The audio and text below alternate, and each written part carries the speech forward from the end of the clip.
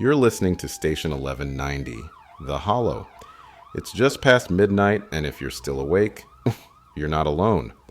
This is Jack Harper coming to you live from a sleepy booth just outside Cold Ridge, where the nights are long, the coffee's stale, and the vinyl always spins smooth.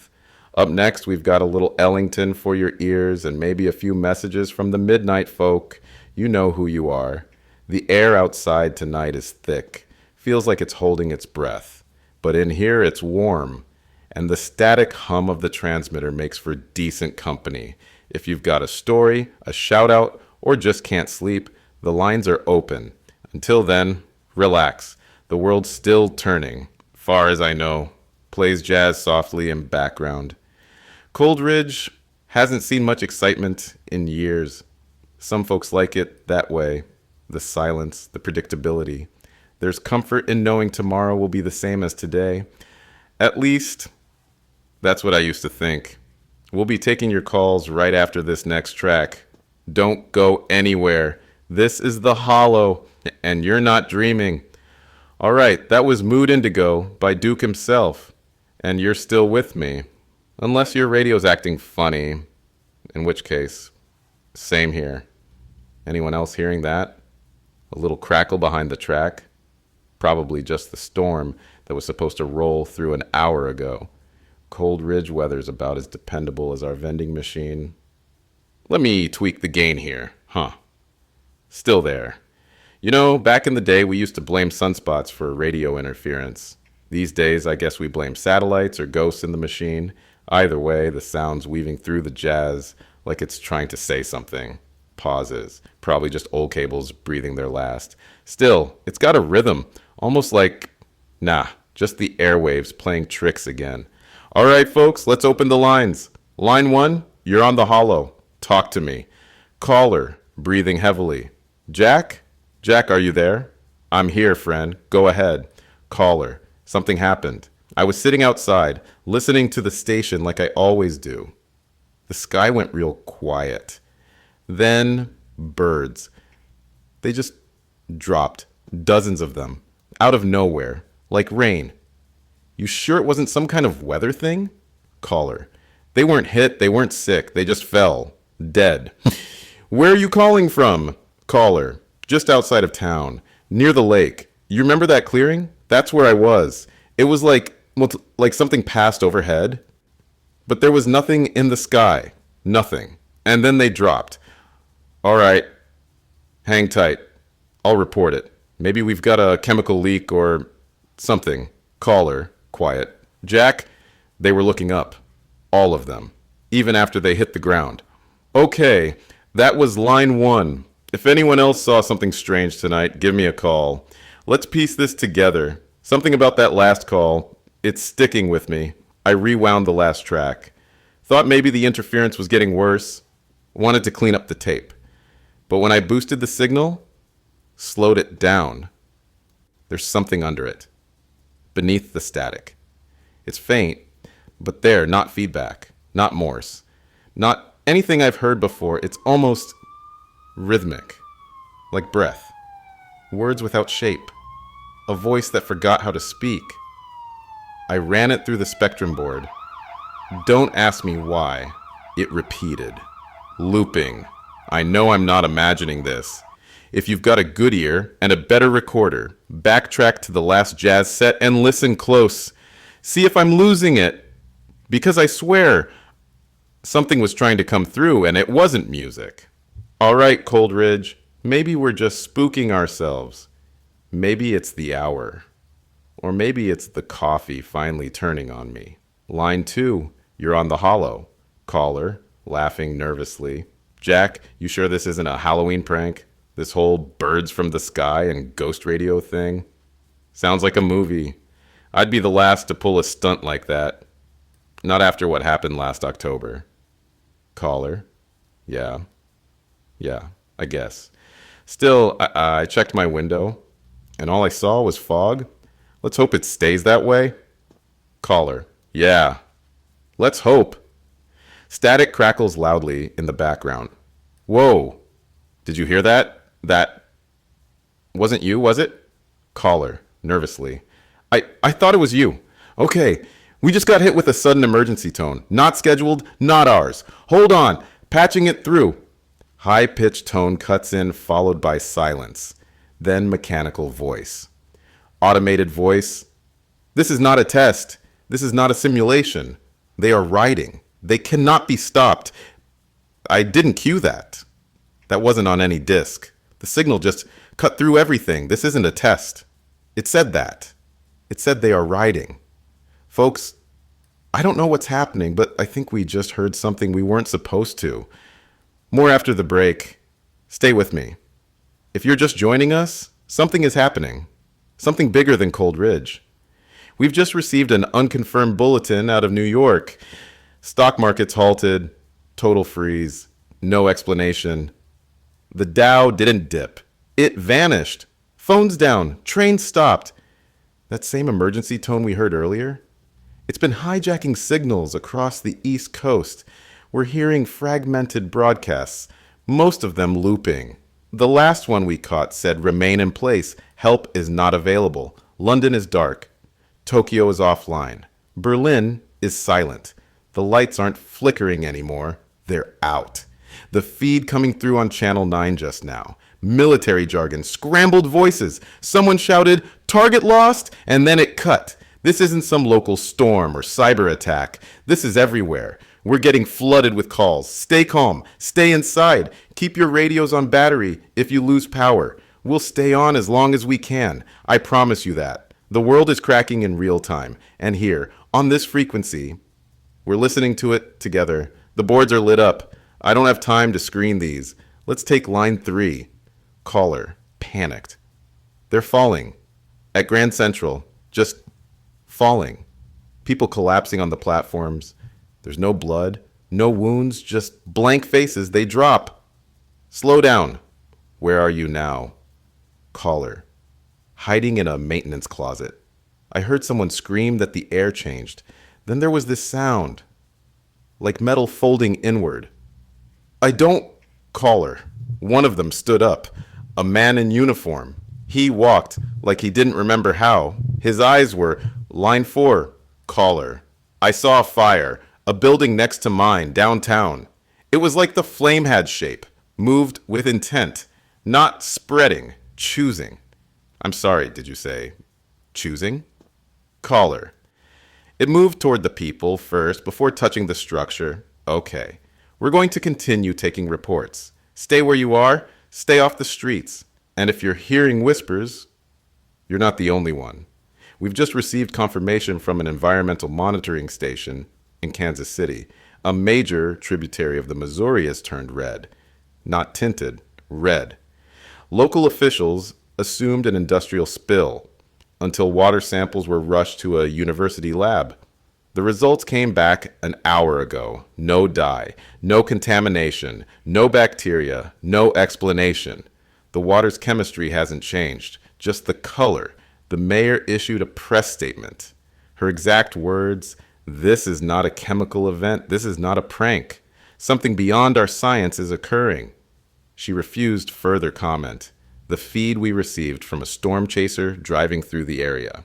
He swore he saw something riding downriver on the current. A shadow, hooves, but when he turned the camera, there was nothing. Just the sound of rushing blood water. Phones in that region are cutting out. The river's still flowing, and something's riding it. We're getting calls now, not just from witnesses, from believers. Line 6, caller, whispering, Revelation, chapter 6. The Lamb opens the first seal, a white horse. Its rider has a bow. He's given a crown, and he rides out to conquer. Caller number 2, overlapping feed. First the Red River, then the vanishing. It's not war, it's conquest. The first rider is here. We've received nearly a dozen similar calls, some quoting scripture, others swearing they've seen the figure riding through cornfields, through fire, through dreams. But others are pushing back. Caller, angry? You're fueling panic. This is mass hysteria. You think just because the river's red and some nutcases are quoting the Bible, we're all doomed? I'm not claiming anything. I'm just relaying what's coming through. Caller, maybe you're in on it. Ever think of that? You've got us all listening. That's power. Maybe that's what this is. The line went dead. And the frequency? It's shifting again. Something ancient rides beneath it. This station never asked for belief. But belief is pouring in anyway. We just received a voicemail from a listener who didn't want to come on air. I'll play it now. Voicemail. Trembling. My name's Alan. I'm in Fremont. I just got back from the store. Or tried to. And it's gone. Not burned, not destroyed, just not there. He continues. Voicemail. People are turning on each other. The Wilsons, our neighbors. We've known them for years. They were outside arguing. Then fighting. Over nothing. Voicemail. I heard glass. Screaming. Then silence. When I went to check, they were both lying still. No wounds, just still. This next part, his voice lowers. Voicemail. Someone laughed behind me. I turned, but no one was there. Then the recording ends. Another caller sent us a clip. Gunfire. Shouting. The sound of something tearing through a crowd inside a grocery store. But the audio isn't normal. It loops in places. Sounds double-layered, like two realities were stitched together and glitching. If you're thinking of leaving your home, don't. There's something wrong with people out there. Not because they're scared, because they're changing. And whatever's causing it isn't finished. I debated playing this call, but you need to hear it. Caller. Erratic. Gasping. I saw him. I saw the writer. Where are you calling from? Caller. Doesn't matter. None of it matters anymore. He's not a man. He's not a thing. He's movement. He's silence wrapped in armor. A shape with no face but every war you've ever known. All right, let's slow down. Caller. No, you don't understand. I was in the woods. I thought I could escape all this noise. And then it got quiet. Too quiet. Like the world stopped breathing. Okay, tell me what you saw. Caller. Trees bowed. Not to wind. To presence. Then the sound of hooves. Slow. Echoing. Not on the ground. In my head. Do you see him now? Caller. Number. But I think he saw me. I think he marked me. The caller begins to weep. Caller. He rode past without touching anything and still everything died. The birds, the insects, even the air. Gone. Then what? Caller. Quiet. I think he left something behind. In me. I can feel it crawling. And then the line cuts. Not disconnected. Just erased. The boards have gone silent again. We'll be back. If we can. Stay tuned. You're still with me. Good. That means something's still working. We've just received multiple calls from major metro areas. Blackouts hitting like waves. Not rolling through grids like storms. It's instant. No power flicker. Just gone. Sirens are constant in the background now. You can hear them in almost every caller's voice. Some say they're military convoys. Others say it's emergency services running blind. But no one's giving orders. We had a caller from St. Louis. She said she watched 3 helicopters rise above the horizon and then vanish midair. No explosion, no smoke, just gone. From Chicago.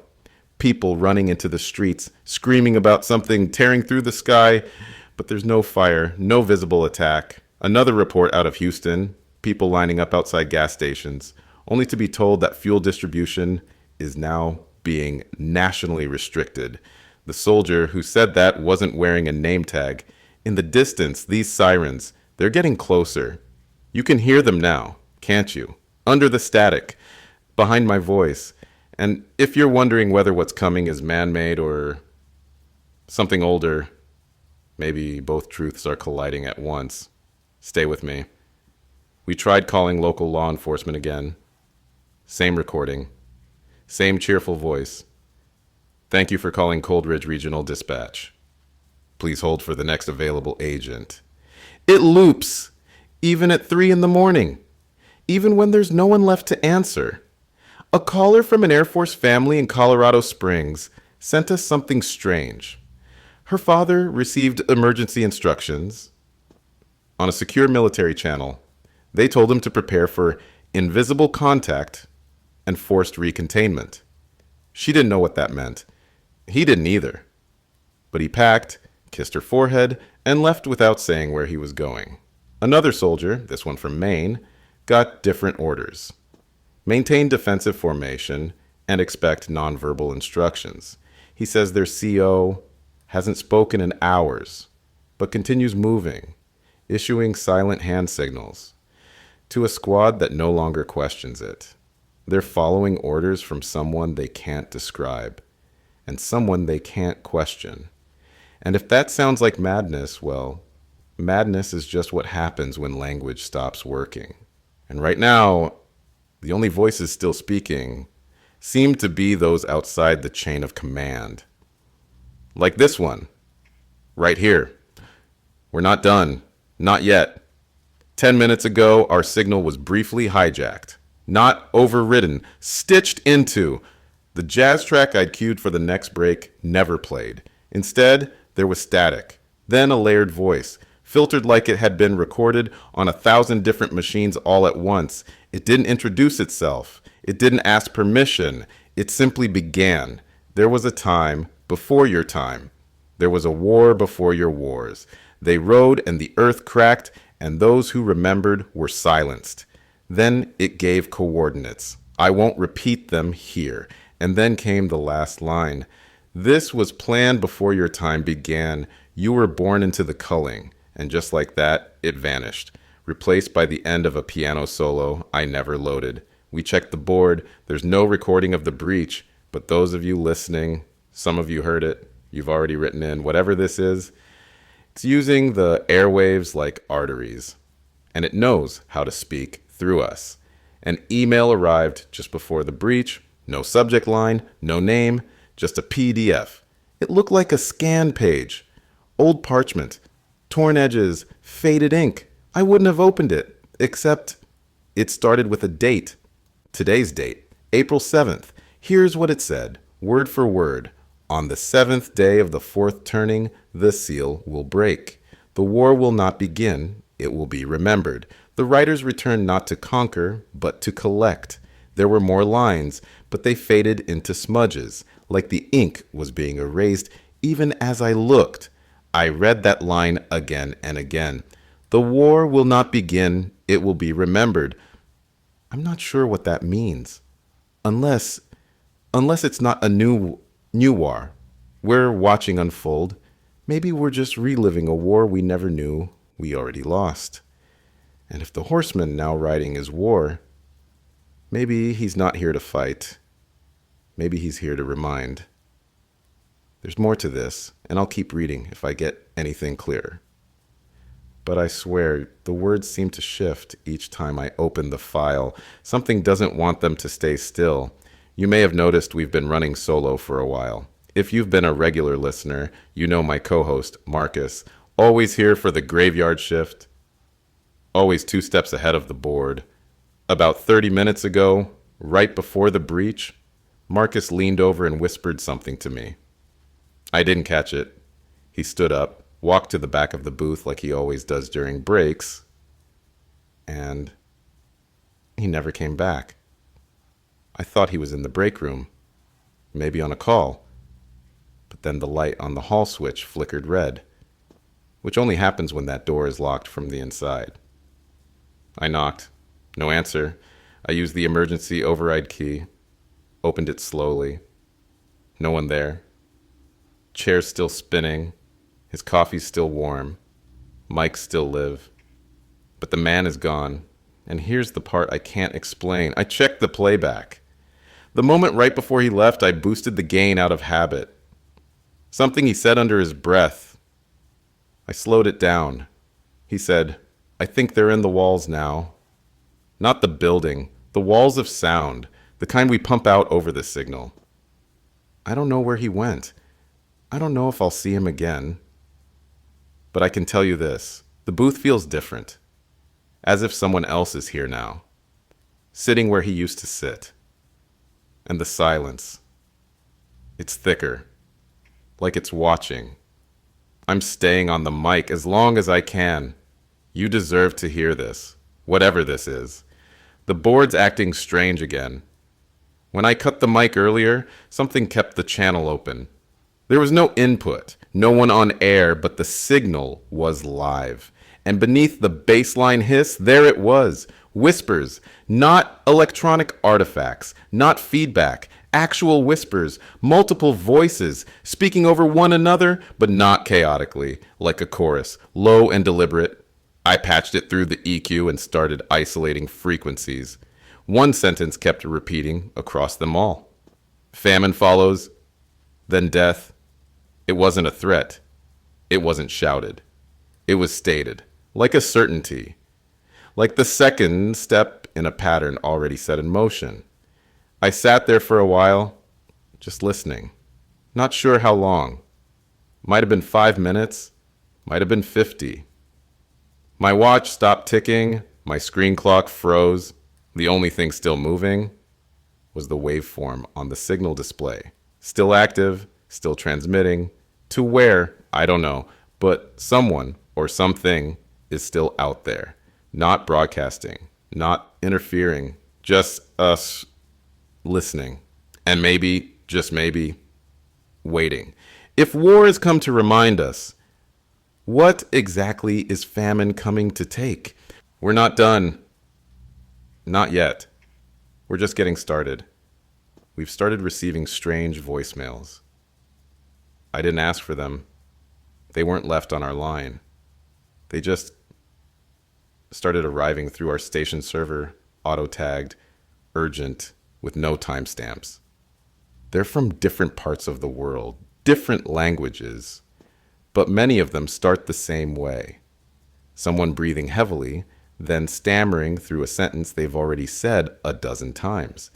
I woke up in the same room, but it wasn't mine.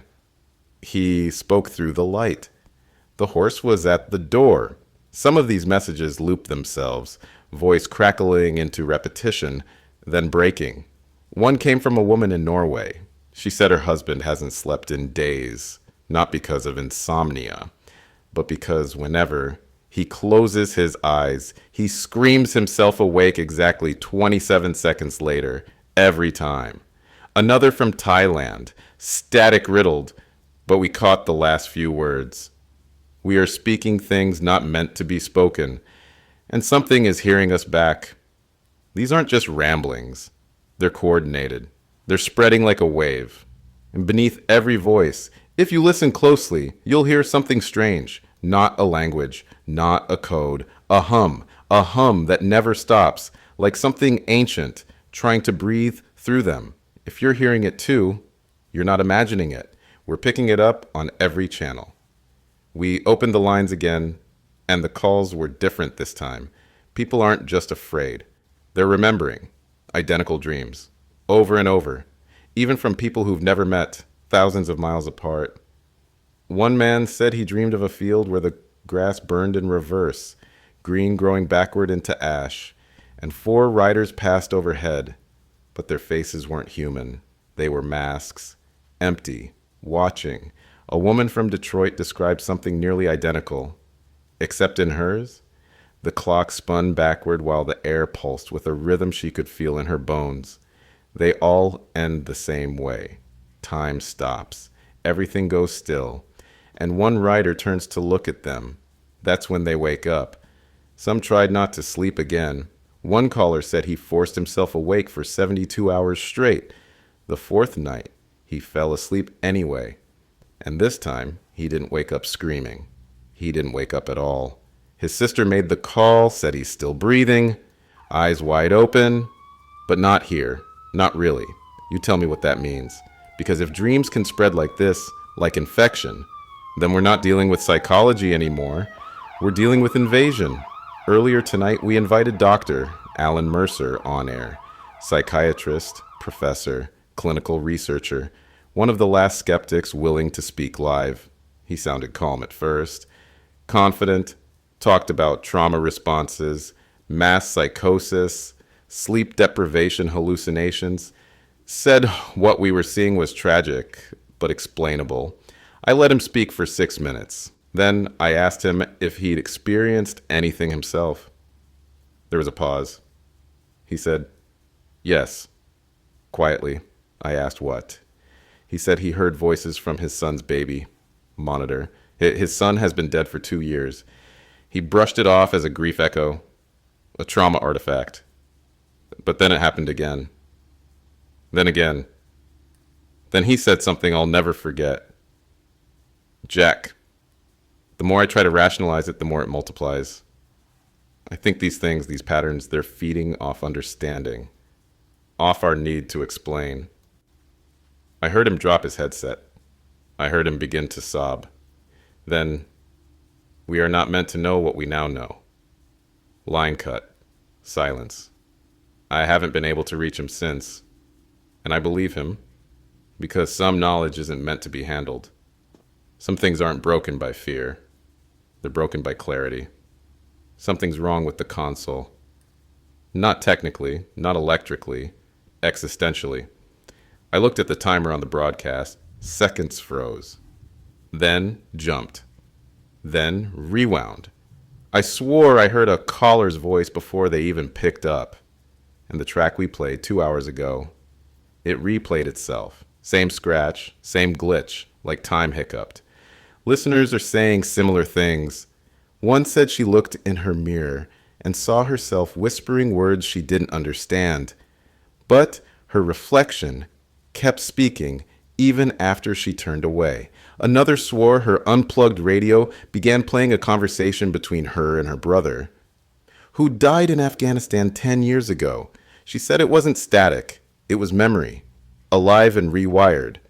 And I'm starting to lose trust in what I'm seeing on my own console. The lights blink when I haven't touched anything.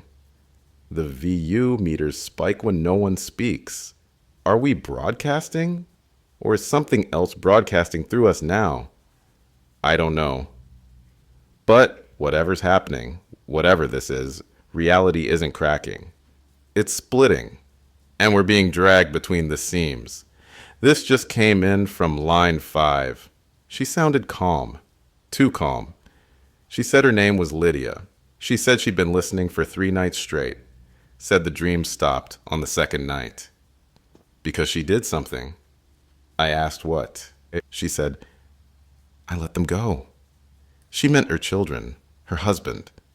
She said, they were hearing it too, whispering at night, sitting up in bed and saying names they shouldn't know. My daughter drew a circle with eyes. My husband spoke, in a voice I've never heard before. They weren't mine anymore.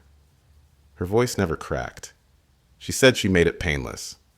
Quick, because she believed it was mercy, because what's coming next isn't meant for families. What's meant for survivors. I asked if she felt regret. She said no. I feel relieved. The silence is clean now. And then she hung up. I sat there holding the line, hoping she'd call back. But all I heard was the same hum. The one from earlier. The one that's still here.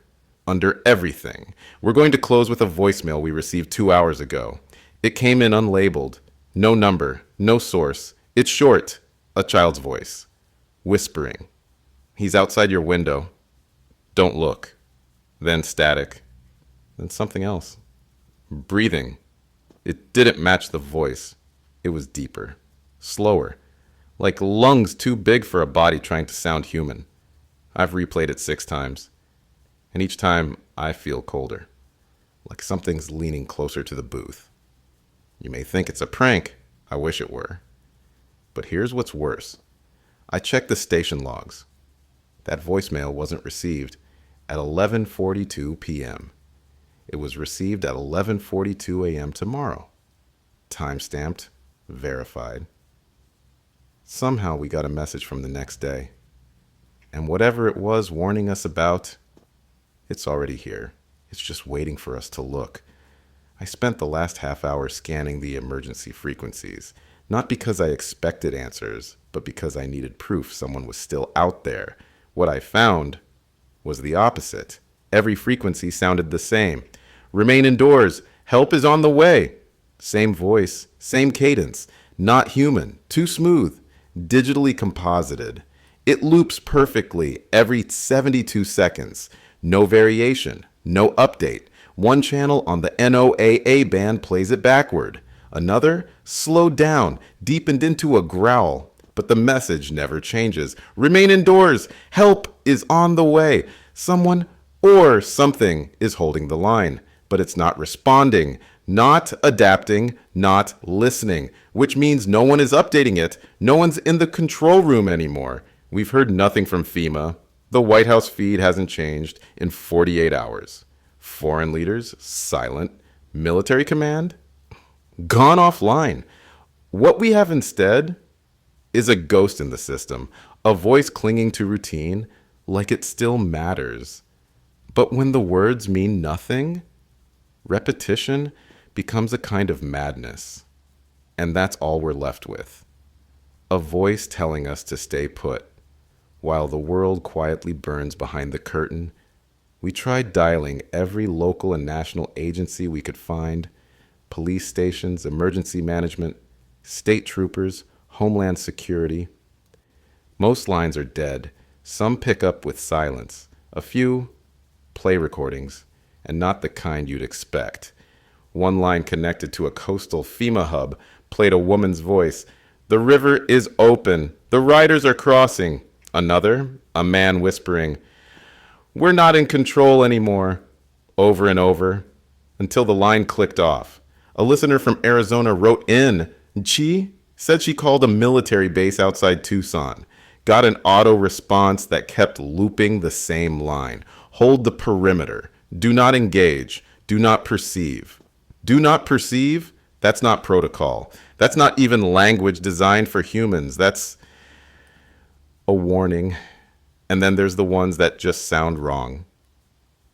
You know how something familiar can feel slightly off? Like a song played just a half step flat? Some of the voices are talking like they're still human, but they're not syncing right. Not matching tone or breath or rhythm. Like they're reading from a script they don't understand. Or worse, like they remembered the script but forgot what it was for. Whatever was in charge isn't anymore, and whatever is in charge now doesn't need phones. We received something tonight, an unmarked envelope delivered to our side entrance. No return address. Inside was a cassette tape, handwritten on the label, Fort Addington, Level 4, destroy after listening. I almost didn't play it. I wish I hadn't. What came through wasn't a message. It was a moment. Captured in chaos of military chatter, boots on concrete, equipment clattering, a man shouting, "Containment breach in section echo." Then another voice, older, trembling. "It's not human. It's not them. It's before them." Then screaming, not from one person, from everyone. The mic picked up something wet, heavy, dragging. Then one final voice, hoarse, nearly broken. "Shut it down. Burn it all. If it gets out, we don't end." The tape ends with static and something else. Underneath the hiss, there's a faint voice repeating the same word. I enhanced it. Writers. Over and over. They knew. Whoever was at Fort Addington, they knew it wasn't biological, it wasn't chemical, it wasn't war, it was older. Something they'd uncovered, or maybe unsealed, and they tried to bury it before it could speak. But now it's speaking through us. Ever since the silence began, the pirate frequencies have exploded. They're broadcasting from garages, bunkers, basements, and they all have theories. Some say this is a mass psyop, a global reset planned by black budget projects to collapse the economy and erase dissent. Others are calling it a divine reckoning, that the horsemen weren't metaphor, that revelation was literal, and we are in the final act. One group in Montana is claiming the timeline fractured. That reality split in 4, and we're inside the war strand. Another group claims we never left 1999. That everything since Y2K has been a simulated distraction, and the failsafe just ran out. But the common thread? They all agree something ancient is riding alongside the chaos. Whether it's a spirit, a force, a presence, none of them can name it, but they all say the same thing. It was waiting, and now it's here. Not to conquer, to finish. I've started tapping into some of the rogue frequencies myself. They're scattered, low power, inconsistent, but they're out there. One came in from the outskirts of Alaska, a voice speaking slowly, carefully, warning that they only move when marked. Another broadcasted from an underground network in Scotland. The host listed phrases that seemed like survival codes. Don't dream alone. The fifth bell is not real. They mark at night. He played what sounded like a Morse code sequence, repeated twice, then whispered, "If you hear it, don't respond." They're not all stable. Some descend into static and chanting. Others stop mid-sentence, like something interrupted transmission. But these voices, fringe, paranoid, desperate, they might be the last ones telling the truth. And the truth is whispering through forbidden channels now. The kind you only hear when you're supposed to forget. Just now, someone broke into the line. No caller ID, no connection trace. The voice whispered, low and ragged. They didn't disappear. They were taken, marked then. Nothing. Just a burst of sharp static. And then the line went dead. No click, no end tone. Just off. They're not erasing us. They're collecting. And the mark isn't a brand or a chip. It's attention. The moment you listen, you're seen. And now, you're listening. Earlier tonight, we tried to bring clarity. We contacted astrophysicists, geologists, and theoretical mathematicians. Brilliant minds, all eager to help, all confident they could explain it. Solar flares, electromagnetic disruptions, plate shifts, all plausible at first glance. But as the questions deepened, the confidence cracked. A lead researcher from the European Space Agency admitted that the solar activity didn't match the sun's cycles. It wasn't flaring, it was reacting. Another physicist noted geomagnetic readings that pulse not in waves, but patterns, not random, not chaotic, intentional. They tried modeling it with simulations, tried matching it to known cosmic phenomena. Nothing fit. The math broke. Then came the astronomer from Tokyo. She refused to speak on air, only submitting this written note. We are detecting synchronized disruptions across multiple systems, all at once. This isn't a natural cascade. This is coordination, timing. One by one, they began retracting earlier statements, quietly. And finally, a scientist from MIT whispered off record, "What we're seeing isn't science anymore. It's choreography. And when nature starts dancing to someone else's rhythm, you begin to wonder if it was ever your stage to begin with. When science started slipping, something stranger took its place. We brought on Dr. Lennox Grieve, mathematician, skeptic, fiercely logical. He agreed to analyze the timeline of events, the river turning red, the clock failures, the signal interruptions, all of it. He ran it through a pattern engine, temporal indexing, chaos simulations. His voice, usually sharp and smug, went quiet. Then he asked me a single question. "Are you familiar with the Book of Revelation?" I told him vaguely. "Not in detail," he replied. "The intervals, the hour, the sequence, they match to the minute." At first, I thought he was joking, trying to shake me. Then he sent the data, a simple chart. One column for Revelation, one for the events of the last 7 days. And they lined up. Not just in order, in timing. He said, "We're not predicting prophecy. We're fulfilling it. On schedule." When a man of science stops speaking in theory and starts speaking in scripture, you realize something's happening that numbers were never meant to hold. The next revelation, no pun intended, came from Cairo. A freelance journalist named Samira Hassan sent us digital scans from an archaeological dig outside the city. They had uncovered a buried vault, a sealed chamber beneath an ancient temple thought to have collapsed centuries ago. Inside were scrolls, charred at the edges, wrapped in lead, covered in symbols older than known writing systems. At first, they thought it was a ritual calendar. But as they decoded the glyphs, they realized it wasn't predicting seasons or stars. It was documenting events that hadn't happened until this week. Red rivers, sky fractures, time disturbances. The emergence of riders mies, not on horseback, but upon the sound. She sent a rough translation. When the mouth of fire opens in the cold land, the voice will ride. It will carry the seal, and behind it, famine and silence. Samira didn't even know what Cold Ridge was. Didn't know we existed. She found our signal by accident. Or maybe it found her. The scrolls, she said, read like transcripts of this broadcast. Word for word.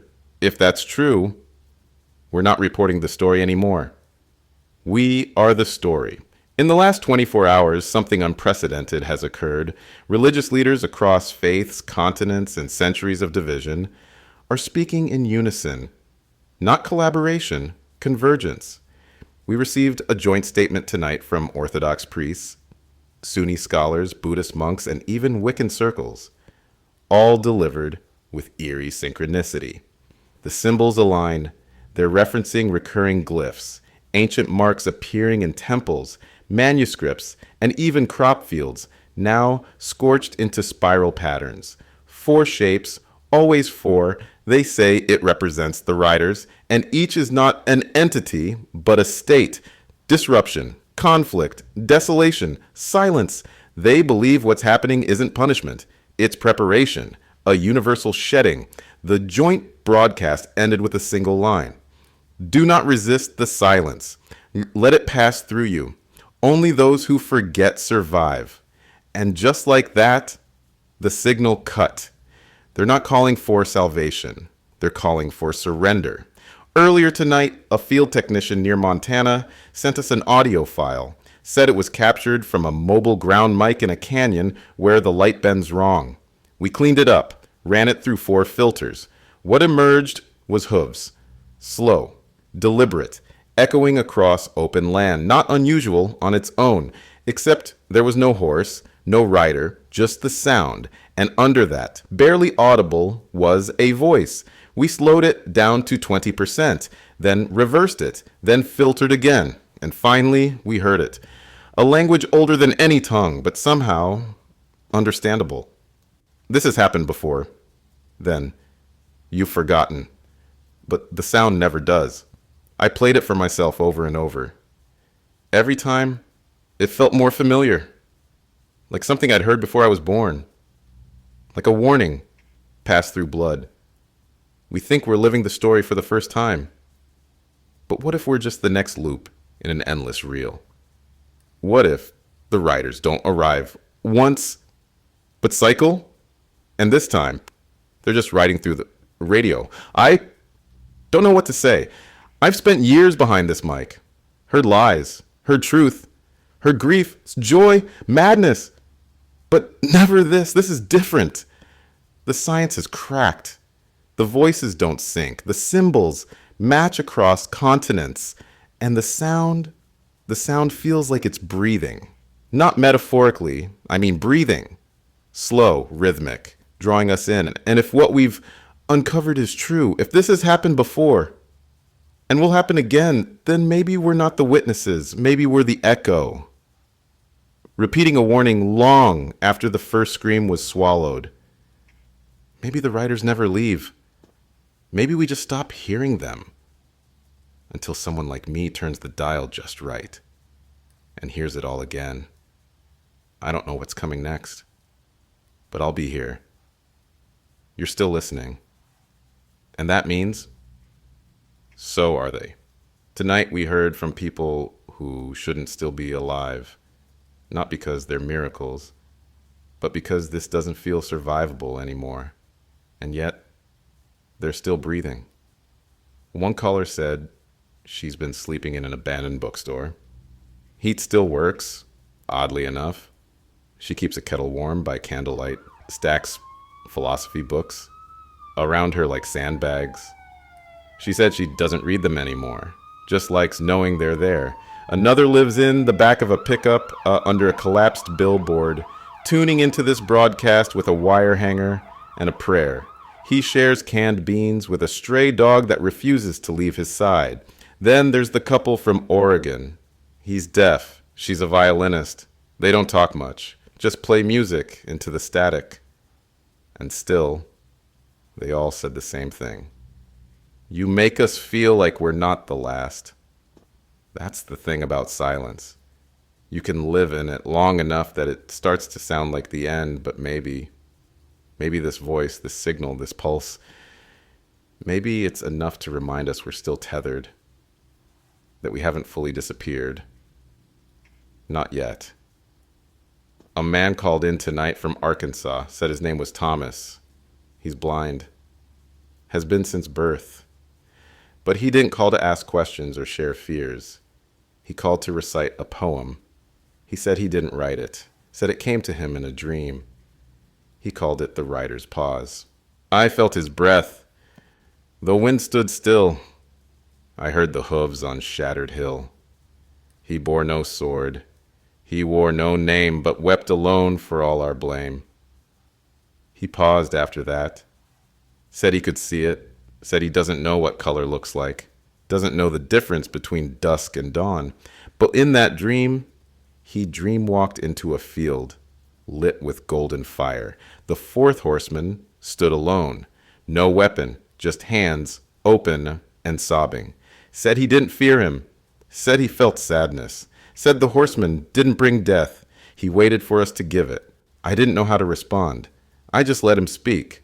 And when the call ended for a long moment, I forgot to breathe. At 3:11 a.m., we caught something strange on band 42, a signal, weak, distorted, faint, but not empty. It cut in right after a jazz track looped itself backward. A woman's voice, calm, soft accent, New Zealand. She said, "You're not alone. There's still a place. We are here. We are safe." I scrambled to clear the frequency, boosted the gain, rerouted the loop, and there it was again. "The land holds light. The birds still fly here. We remember laughter." She didn't give coordinates. She didn't name a city. Just said, "We will call again when the static sleeps." Then, nothing. Listeners lit up the lines immediately. People crying, whispering. One even started praying. We haven't heard hope in days, weeks maybe. Not real hope, but that voice, it sounded like sunlight, like the wind knew peace again. I don't know what it means. I don't know if it's real. But if it is, it means we're not the last. Not yet. The lines haven't stopped since the voice from New Zealand. Not panic, not disbelief. Hope. Real aching hope. People asking, "Where is it? Can you track her? Can you trace the signal?" I've tried. I've scrubbed through every wavelength, rerouted every booster, scanned every relay. All I get is noise. But I remember how she said it. When the static sleeps. That line stuck with me. What if the signal isn't geographic? What if it's temporal? A crack in time? A pocket untouched by whatever's ridden through the rest of the world? People want to believe, and I don't blame them. One caller said he packed a bag, doesn't know where he's going, just knows he can't stay still anymore. Another said her son asked if he could draw what the woman's voice felt like.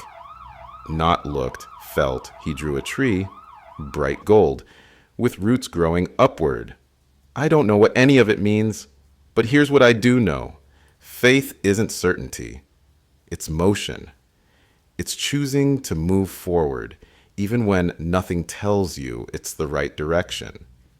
So maybe it doesn't matter if the haven is real. Maybe it only matters that we hope it could be, and that we're still willing to reach toward it. 10 minutes ago, the voice returned.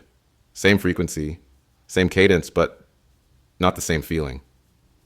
She sounded strained, like she was speaking through something heavy. "We are here, still, but the light is dimming."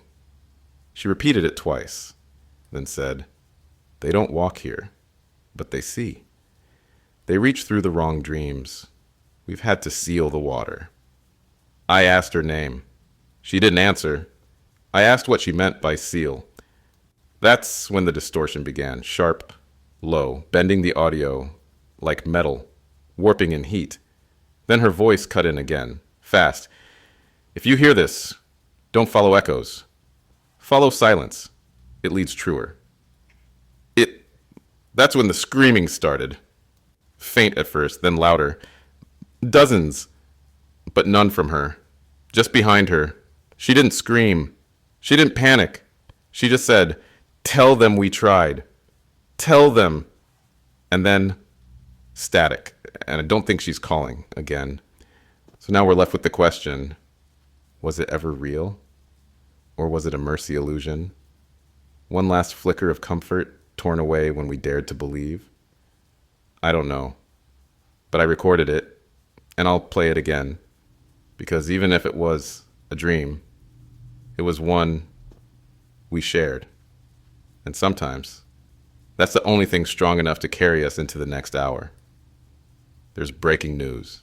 Just came through the back channel from what's left of the relay towers in Denver.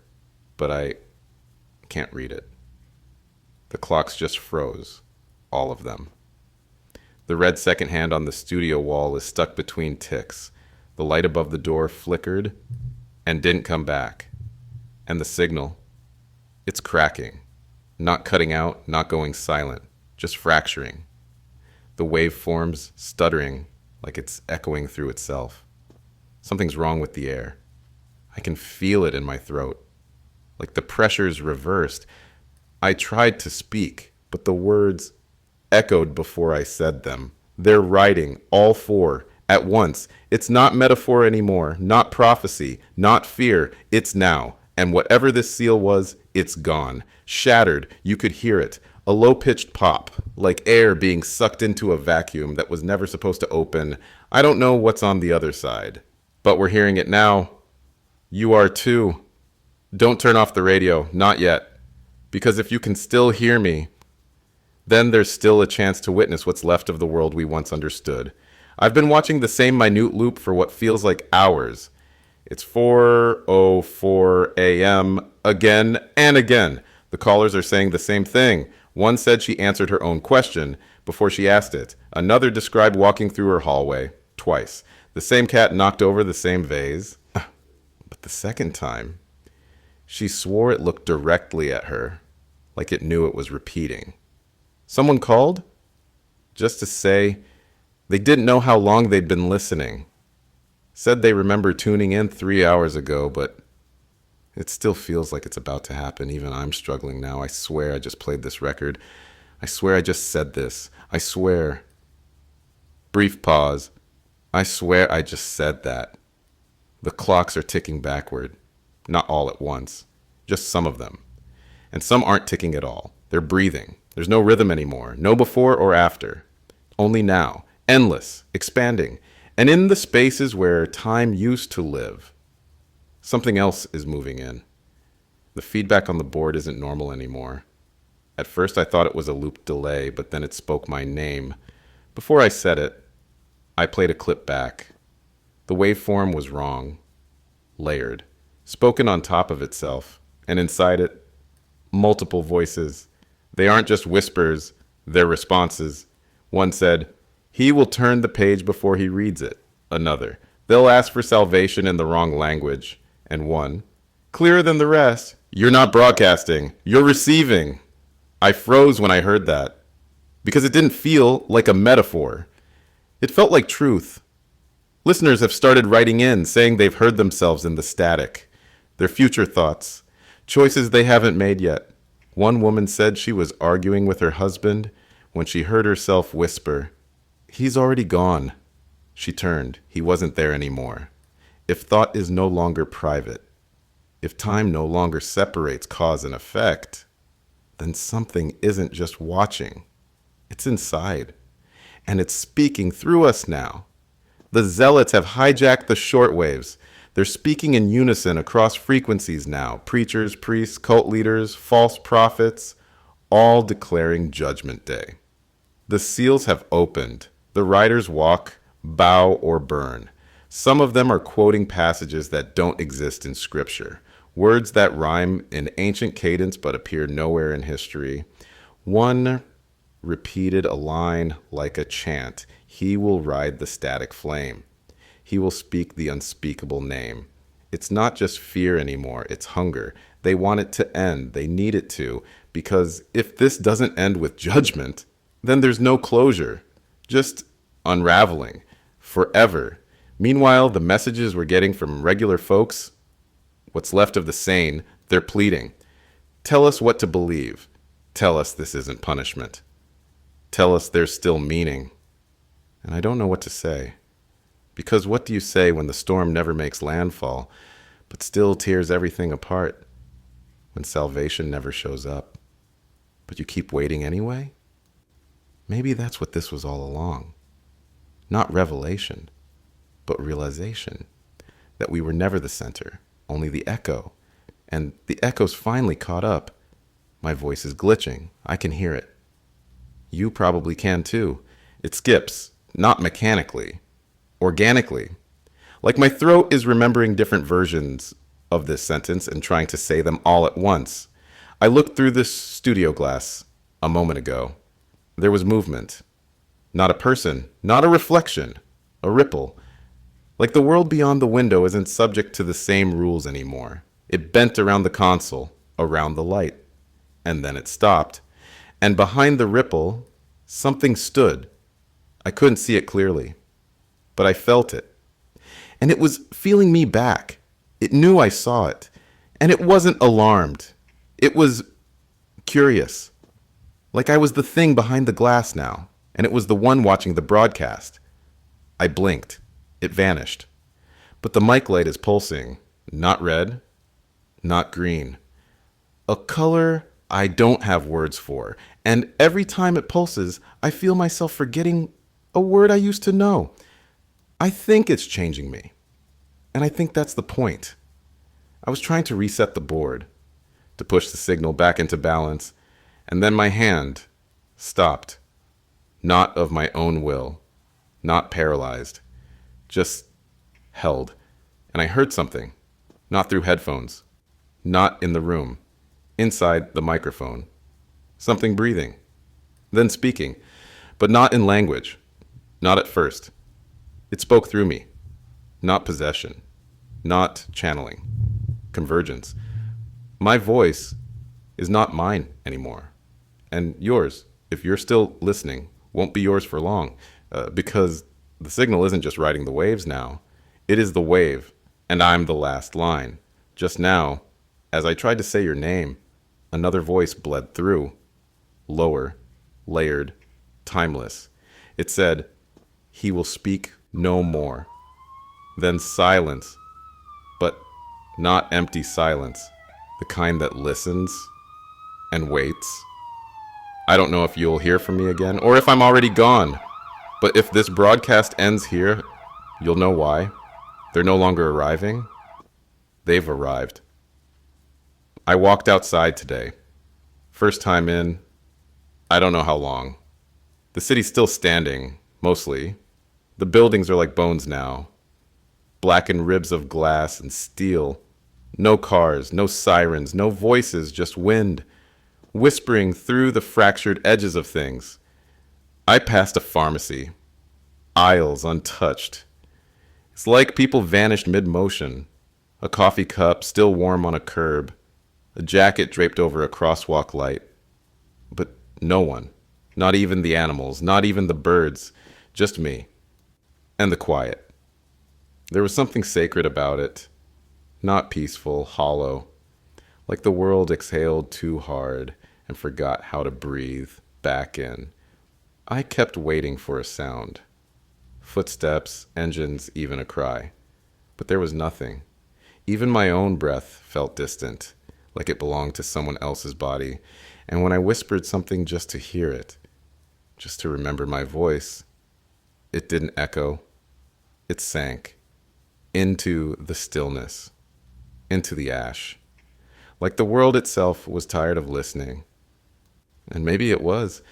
The sky hasn't changed in days. Always gray. Not storm gray. Not dusk gray. Memory gray. A color that makes you forget what blue ever looked like. Some say the air tastes like rust. Others say like pennies. I say it tastes like endings. The clouds hang low but never move, like a ceiling that gave up trying. And the rivers, God, the rivers, they still flow, but wrong. Too still, too smooth, like they're not water anymore. Like they've become mirrors that refuse to reflect. One man said he stared at the current for hours and saw nothing, not even himself. He dropped a stone in. No ripples, no sound, just the same shimmer, like it swallowed the motion, like it absorbed it. If the sky is forgetting us and the water won't remember, then maybe memory itself has been taken, one sense at a time. There's something new growing where the riders passed. Not grass, not trees, not anything with a name we had before. It hums, low like a lullaby pressed into soil. It glows faintly at night, green at first, then pulsing to violet, and when touched, it vibrates, like it knows. People have tried to burn it, cut it, nothing works. The roots dig through concrete, curl through collapsed buildings, grow through rusted vehicles. A listener from Montreal sent a photo of one growing from the mouth of a lion statue, blooming where sound used to roar. Another from Istanbul said they saw one pulse in sync with their heartbeat. I've touched it myself, and for a moment, I forgot everything. Not in fear, in relief, like it was pulling the weight off my mind, replacing it with something else. And I wonder now if these aren't weeds, but seeds. For whatever comes next, the dial isn't what it used to be. Turn it slowly and you'll hear them, not stations, echoes, broadcast in languages that don't exist anymore, or maybe haven't yet. Some sound like lullabies sung underwater, others like sermons cracked by static. One night, I found music, a piano slow and solemn, but the melody moved backwards, each note pulled from the air like it was being remembered, not played. Another listener tuned into something stranger, a voice reciting numbers over and over in reverse Latin, and at the end of the sequence, their name, spoken perfectly. No two listeners hear the same thing. The signals shift based on who's holding the dial. It's not just frequencies now. It's fingerprints, emotion, desire. You don't choose the station. It chooses you. And once you hear it, you can't tune it out. Not really, because it begins to whisper between the silence. And that's where the real voices live now, in the space between. I haven't seen anyone in the studio for weeks. No producers, no engineers, but the mic still warms when I sit. The board still flickers like it's waiting. And the tapes, they change themselves. I never load them, but they spin when needed. Always the right track, always the right mood. Sometimes I wonder, am I still broadcasting? Or is the station just pretending? Am I speaking into a world that ended weeks ago, and the only thing left listening is the signal itself? Maybe the studio isn't alive. Maybe it never was. Or maybe it always was. And now that humanity's fallen silent, it's finally ready to speak back. As I was closing out the hour, the emergency reel triggered on its own. No prompt, no error, just a soft hiss. Then a message, time-stamped for tomorrow. This isn't the end, it's the beginning. That's it, no voice, just a presence, as if the tape wasn't recorded by a person, but by time itself. I don't know what begins, or what we've ended, but if tomorrow already knows, then maybe we're not done yet. Maybe the writers didn't end the world. Maybe they opened it. And what walks through next will speak through us all. Welcome back. Or maybe I should say that to myself. It's hard to know if I've been gone. Harder still to say whether I ever was here in the way you remember. My voice feels different. Not broken, not foreign, just older. Like something has woken inside it, or through it. There's a static under each word now, like dust being shaken from language. And I feel as though I'm returning from a dream, except I'm not sure this part is real either. Maybe this is the dream. Maybe we're still in it. But if we are, then it's one that remembers you. Because I remember you. Your voices, your silence, your questions. And this frequency, it's never stopped pulsing. Not even once. The station is still here. The mic is still warm. And I'm still speaking, even if I'm no longer sure who's listening or what's listening through me. But if you're hearing this, you've made it to the end. Or maybe the beginning. We'll figure that part out together, because there's one more thing you need to hear. Not from me, from something older. And it's time you knew why they rode. I remember it all now. Not with fear, but with clarity. The writers weren't punishment. They were revelation. Each one not a destroyer, but a mirror. Famine didn't starve the body. It showed us the hollowness we'd been feeding on. War didn't wage a battle. It revealed the ones we never stopped fighting inside ourselves. Pestilence wasn't a disease. It was the decay of meaning. Truth eroded until language turned to fog. And death didn't end anything. It cleared the table. So we could see what was left when everything unworthy had been swept away. The world didn't burn. We did. And what remained was something pure. Not untouched, not innocent, but awake. And that's the part that haunts me. Because none of this felt random. None of it felt chaotic. It felt timed, designed, like something had been waiting for us to finally be still. So it could speak. And maybe the voice I'm using now was never mine to begin with. Maybe it's always belonged to the ones who ride between things. And now they're just speaking clearly. I found a journal, leather-bound, worn, but the pages inside were dated weeks before all of this began. And yet, every entry describes what happened. The seals breaking, the signals glitching, the whispers beneath static. Exact words, exact timestamps. It's written in my handwriting. But I don't remember writing it. Page 43. The first voice will sound mechanical. It will say, "They are writing. They cannot be stopped." Page 87. The fourth dream will not end in waking. It will end in silence, and someone else will speak through your mouth. There's a line I can't forget. When the city forgets its name, you will remember your purpose. Was I always meant to be here? Was this signal always going to come? Through me? Or did the act of listening create the very things I've tried to report? I don't know anymore. But here's what I do know. None of this is an accident. Every rupture, every echo, every breathless moment of confusion, it's part of a pattern too vast to see from the middle. And now that we're through the center of it, we can finally turn around and see the design. People ask what's left, what happens after. And the truth is, it's not ruin, not really. The world's quieter, yes, but not dead. It's listening. Every stone, every bloom, every hum beneath your feet, alive with the residue of something that never truly wanted to destroy, just to reveal. There are survivors, not many, but enough. And every one of them carries something strange now. A mark that doesn't glow, doesn't scar, doesn't even show on the skin, but it's there, and it pulls toward one another.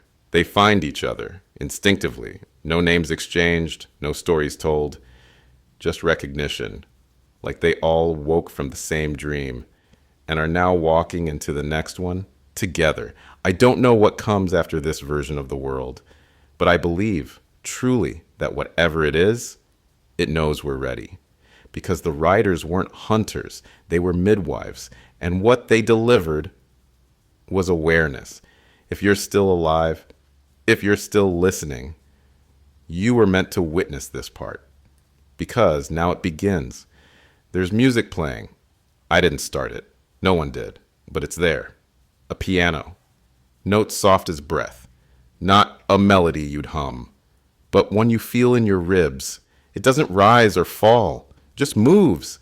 Like a thought you forgot to finish. And beneath it, hoofbeats. Distant, rhythmic, not threatening, measured.